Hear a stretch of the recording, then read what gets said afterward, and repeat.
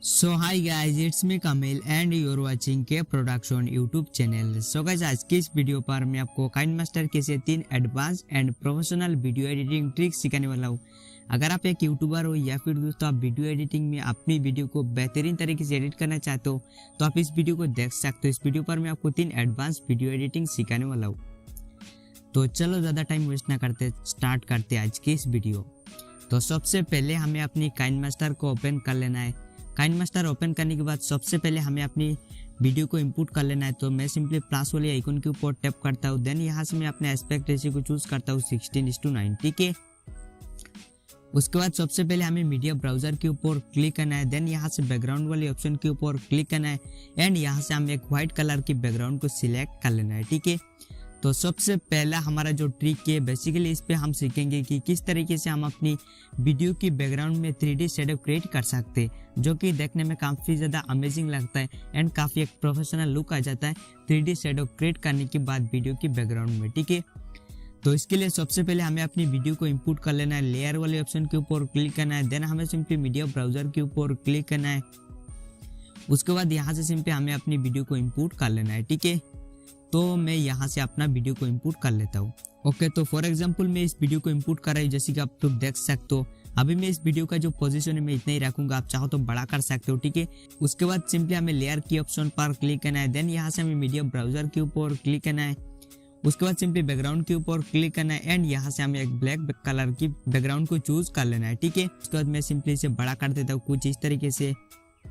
Then right side की तरफ scroll down करने में हमें यहाँ पर अल्फा ओपासिटी के ऑप्शन दिखाई देगा। तो हमें सिंपली अल्फा ओपासिटी के ऊपर क्लिक करना है एंड इसका जो ओपासिटी है हमें से बिल्कुल कम कर देना है, ठीक है।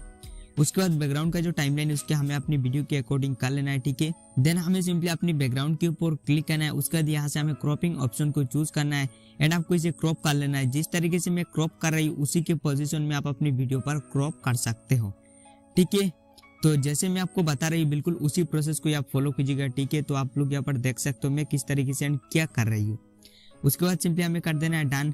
देन हमें अपनी अगेन ब्लैक कलर की बैकग्राउंड के ऊपर क्लिक करना है और इसका जो अल्फा ओपासिटी है हमें इसे अगेन कर देना है फुल।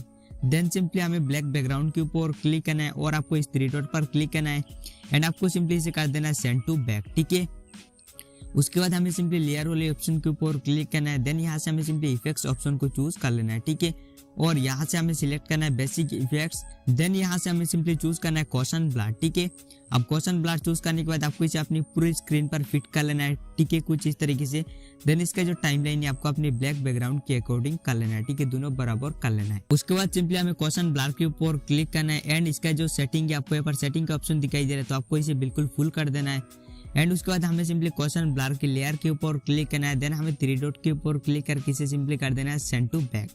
उसके बाद सिंपली इसे कर देना है डन।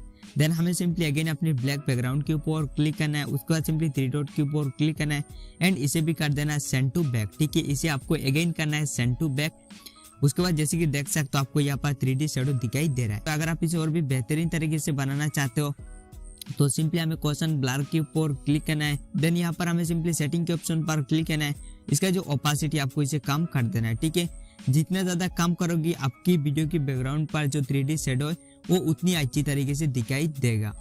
तो अभी आप लोग देख सकते हो कितना अमेजिंग एंड कितना कूल हमारी वीडियो पर 3D शेडो क्रिएट हो चुका है। तो ये था दोस्तों हमारा सबसे पहला ट्रिक। अब चलते हैं दोस्तों हमारे दूसरी ट्रिक की तरफ। तो हमारा जो दूसरा ट्रिक है ये भी काफी शानदार है। तो इसके लिए हमें सिंपली मीडिया ब्राउजर के ऊपर क्लिक करना है एंड यहाँ से हमें सिंपली अपनी वीडियो को इंपोर्ट कर लेना है, ठीक है। तो ये बेसिकली काफी मजेदार ट्रिक है, अगर आप नहीं देखोगे तो आपको पता नहीं चलेगा, ठीक है। तो सबसे पहले यहाँ से हम अपनी वीडियो को इंपोर्ट कर लेते हैं, ठीक है। तो यहाँ से मैं अपनी वीडियो को इंपोर्ट कर रही हूँ जैसे कि आप लोग देख सकते हो। उसके बाद हम यहाँ से कर देते हैं ओके।